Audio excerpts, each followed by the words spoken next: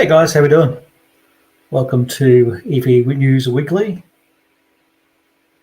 Stand by 1 sec.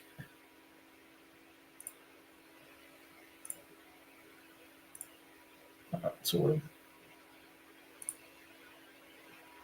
let me know who we got here.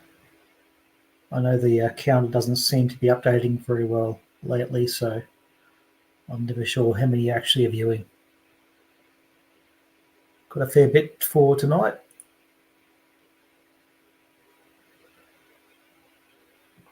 Just give a couple of seconds for people to roll in.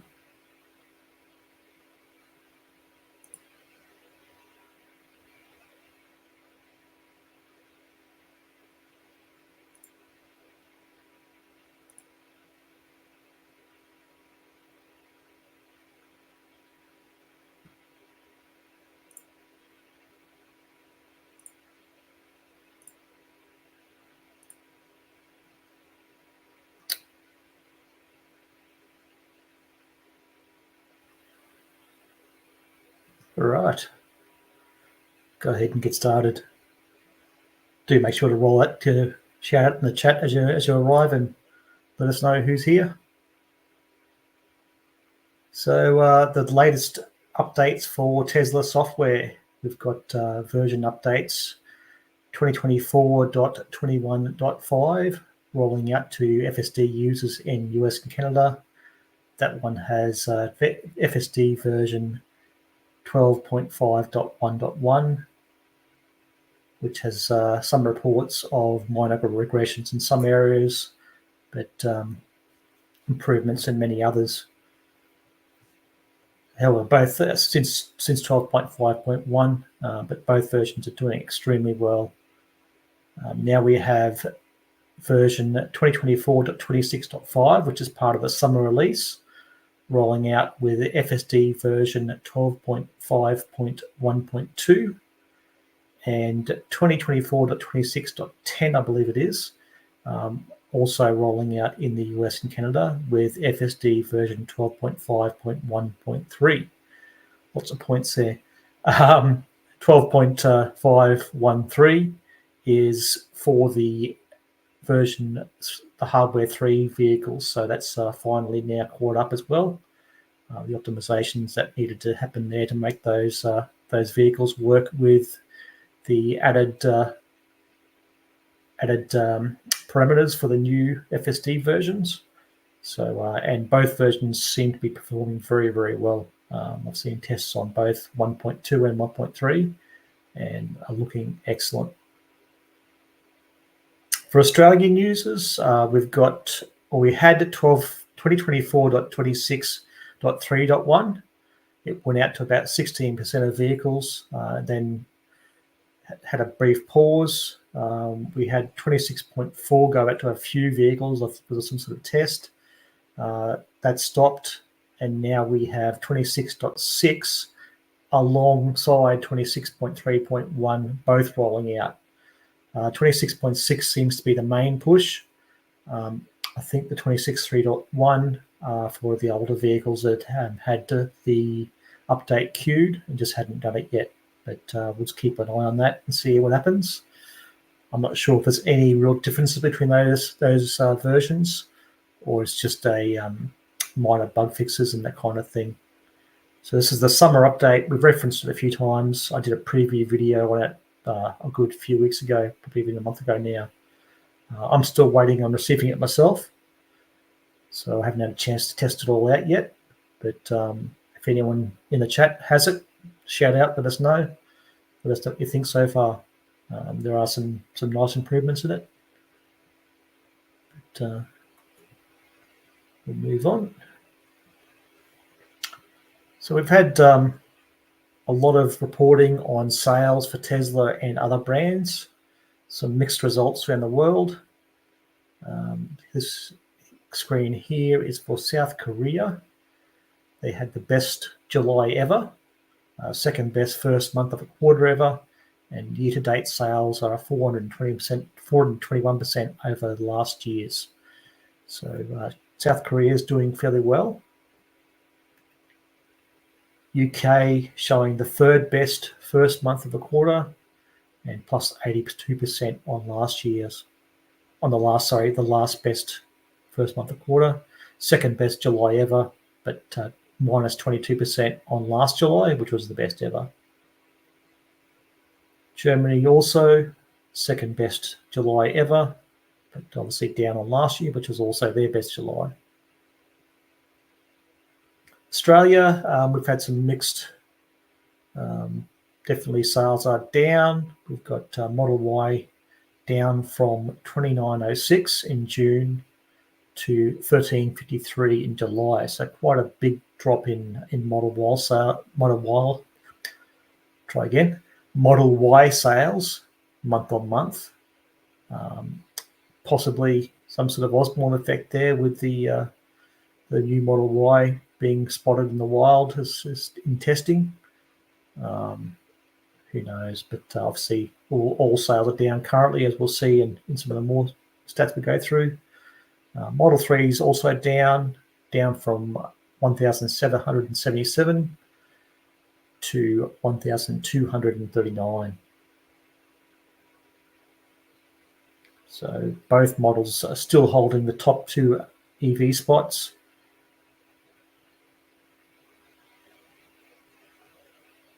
So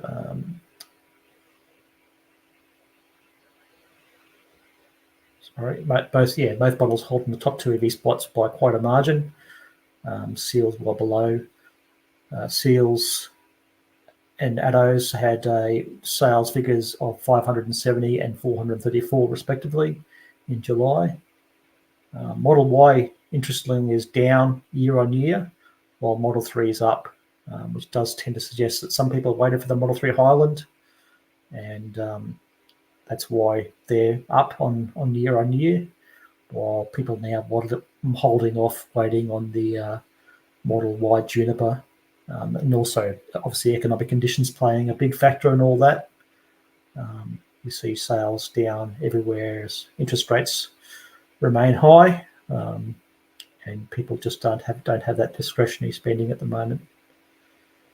Here's another look at it with the top 10 EV sales in Australia. Definitely see that large fall off in the Model Y from June to July, but Model 3 and Model Y are still absolutely dominating as far as overall sales in Australia. And we can see that there was also a significant drop in the Seals and Atto sales. So yeah, overall, I think EV adoption is still on a strong upward trajectory. The ramp's obviously eased off. Definitely, we are making good sales, but I think the entire car market is down. And I'm hearing of legacy brands having 170-day inventories and even more than that in some cases, whereas Tesla is generally in the single digits or double digits at most.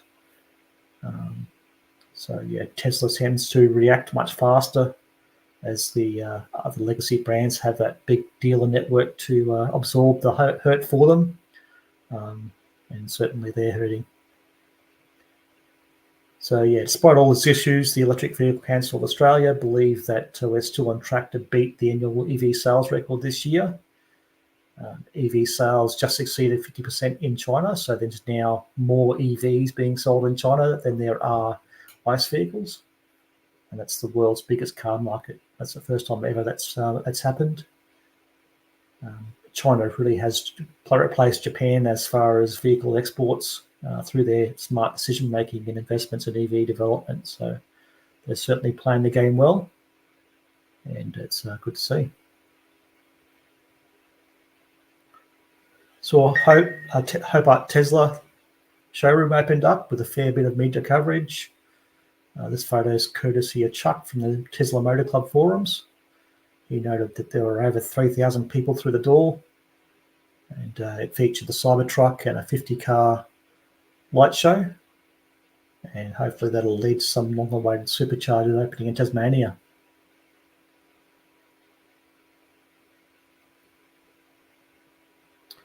Tesla reported a breakthrough on their dry cathode for the 4680 cells. That's going to lead to significantly cheaper and better batteries. they discussed that they'd have a Cybertruck in testing running these new batteries, and that's indicate that they've really won the race to develop the dry electrodes in bulk production. So that's fantastic. There's been 2 other manufacturers at least trying to achieve that, but they seem to be at least 12 months behind based on the fact that they've put this up and running now. So it's definitely going to, it eliminates the need for a lot of the toxic chemicals in the production process, which makes it a lot faster, cheaper, and better to produce. They're saying up to 50% cheaper and much more environmentally friendly. So that's good to see. That definitely will lead to a much lower cost for the Cybertruck initially, and hopefully will be brought out to other vehicles as well.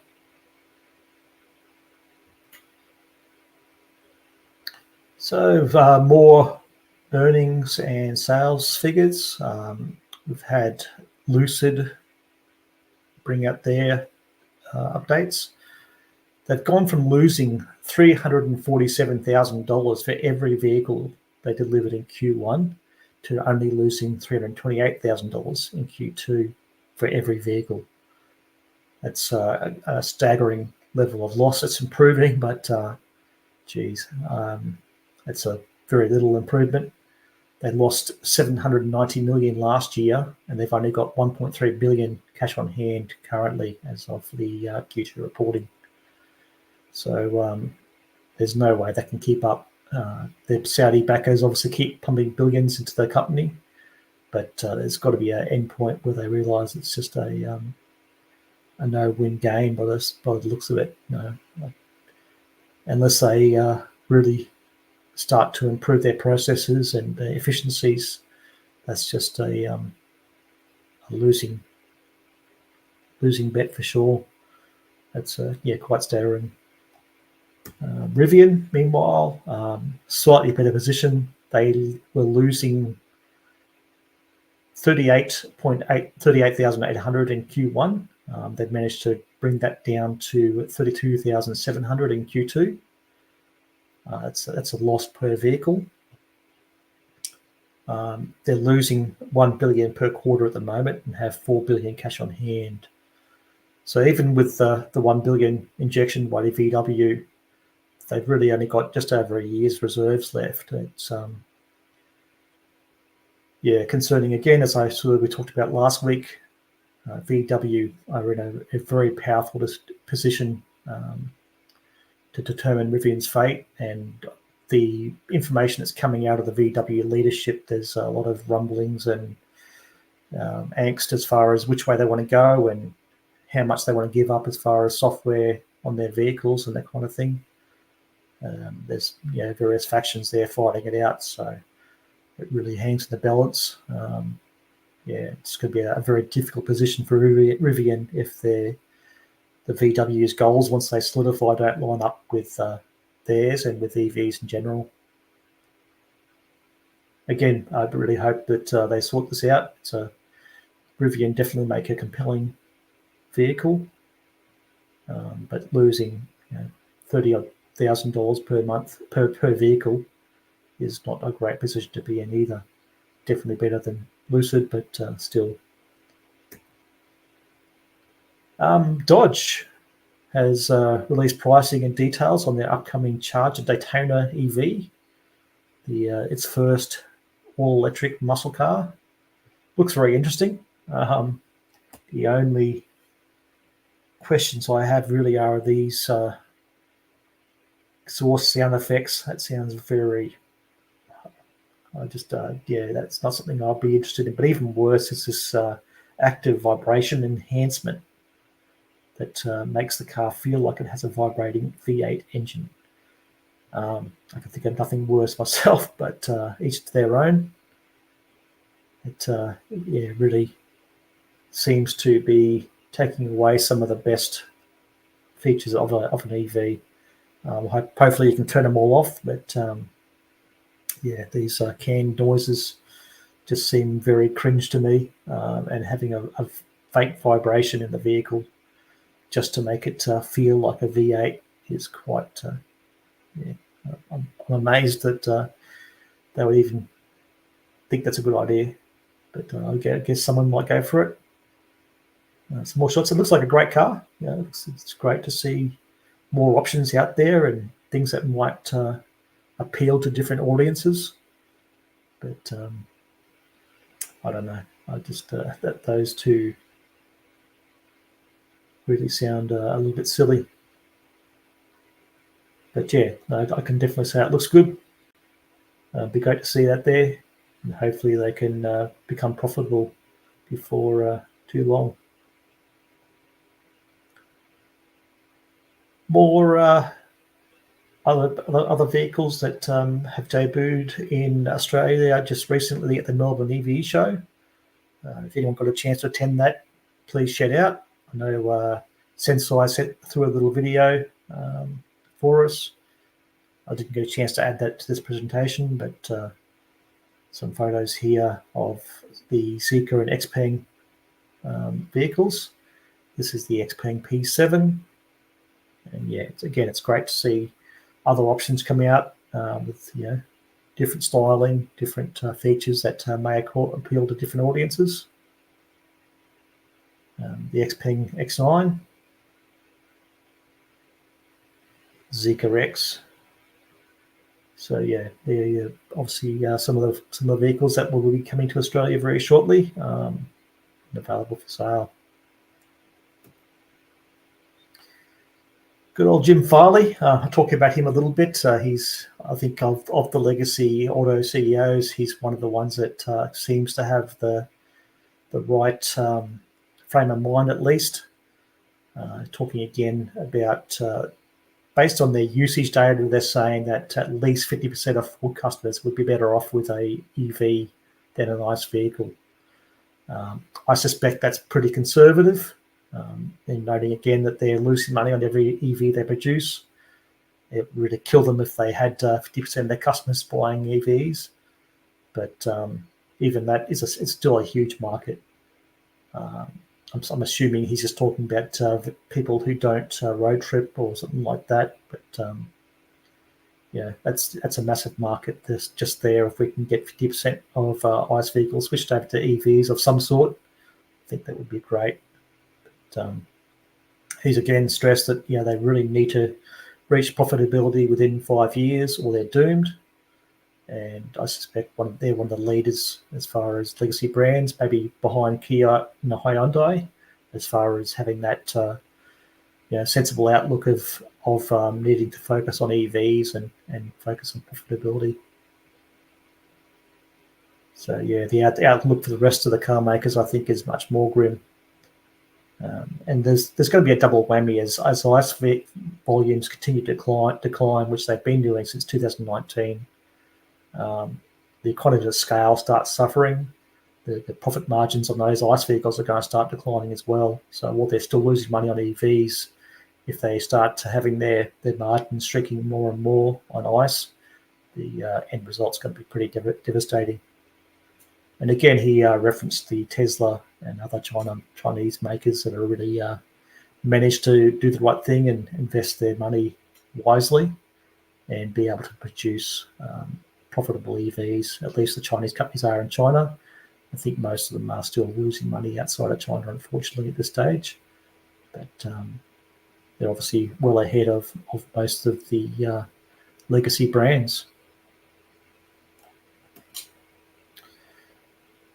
So Tesla have been doing some tests. It was discovered by one of the YouTubers. I can't think of who it was now, but they discovered that some of the V3 Plus, they're calling them Superchargers, which are the V3 cabinets with the V4 posts, like the one in the picture. They've been unlocked to be able to provide over 320 kilowatts charging. Tesla confirmed in a post on X that it's part of a trial in the US and can be used by Cybertruck. And I'm not sure if other vehicles with the higher voltage systems might be able to take advantage of it as well. But fantastic to see that they're starting to unlock some of these higher charge rates for those that might need it, especially Cybertruck's definitely one that would make use of that quite readily.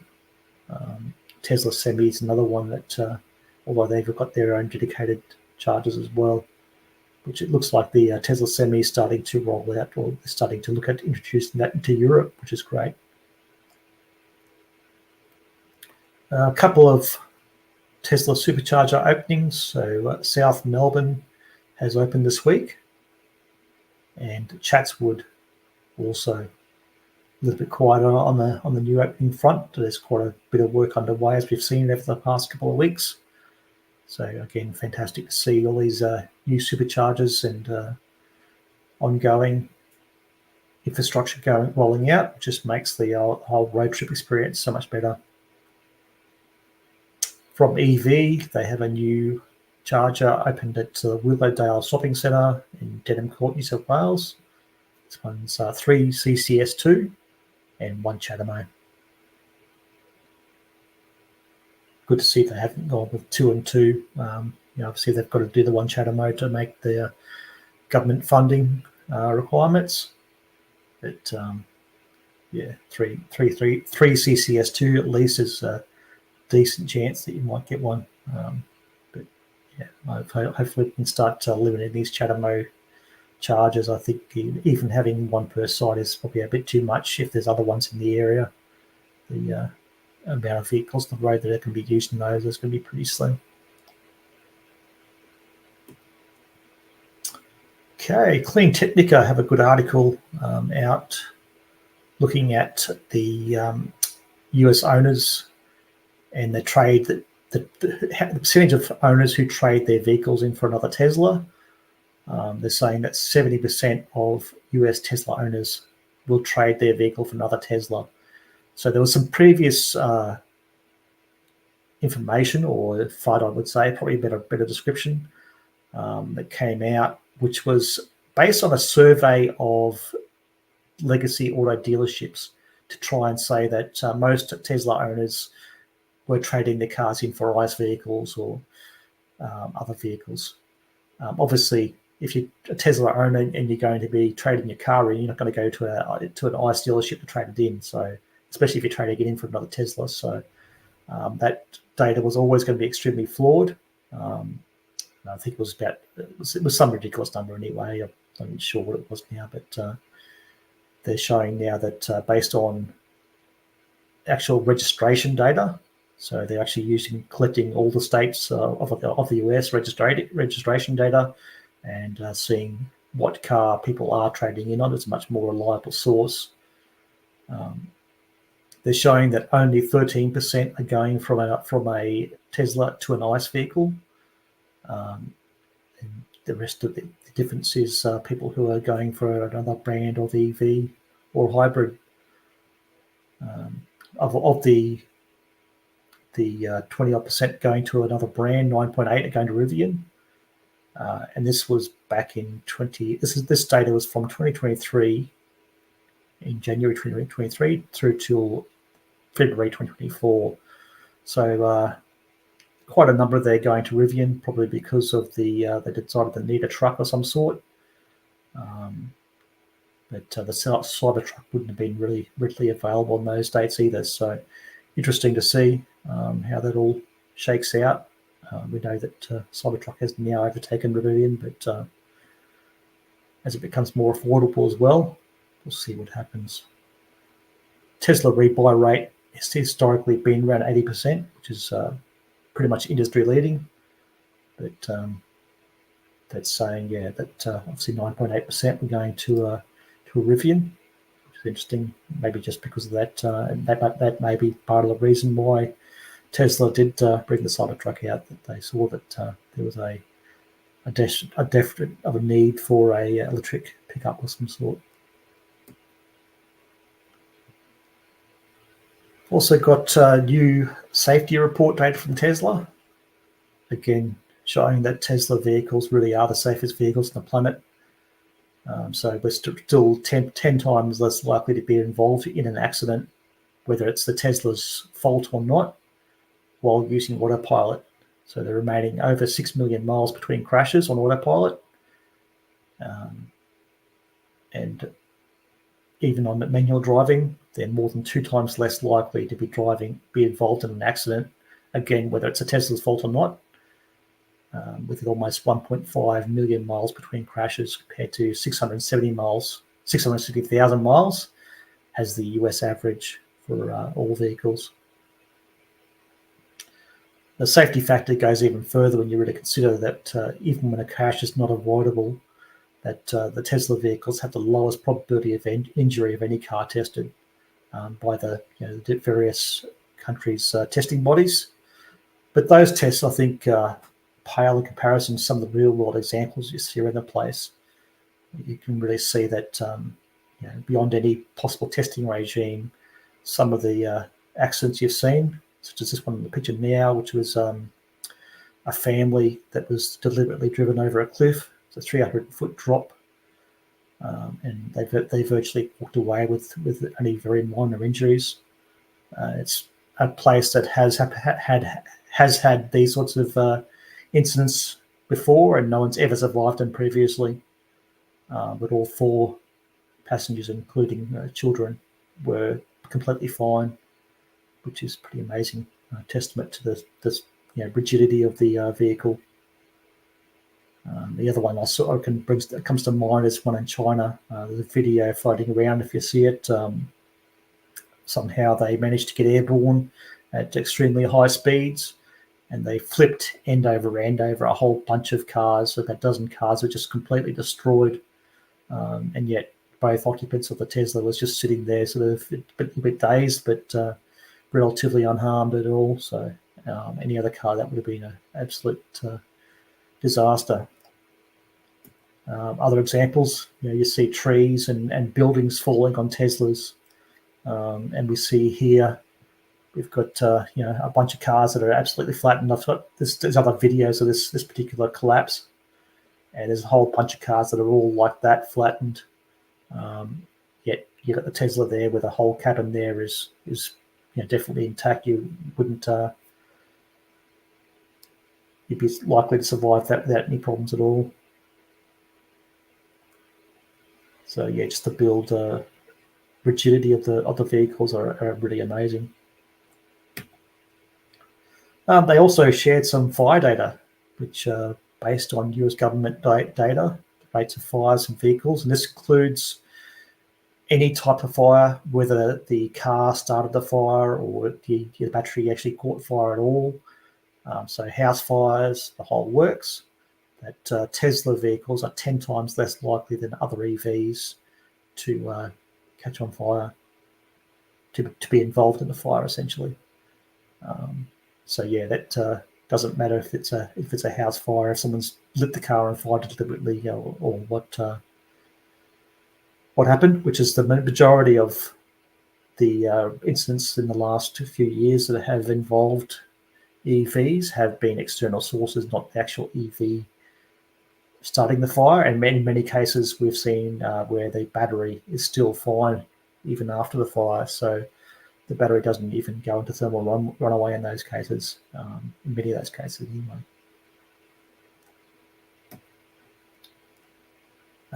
Lastly, we've got the troubled former Australian-based charger manufacturer, Trium. So they've been in receivership for a while, and they've been bought out by Indian power company Exicom.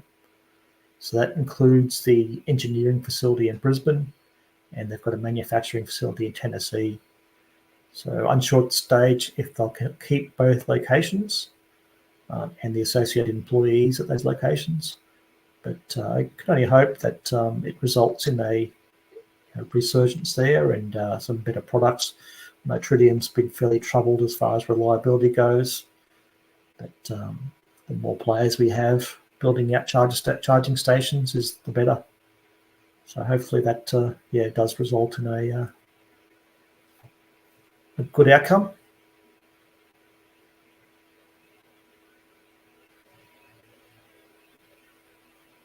Sorry, I just had a notification. There's some connection issues. Hopefully it's coming through okay. But yeah, that's the slides for tonight. Got any comments from the audience there at all?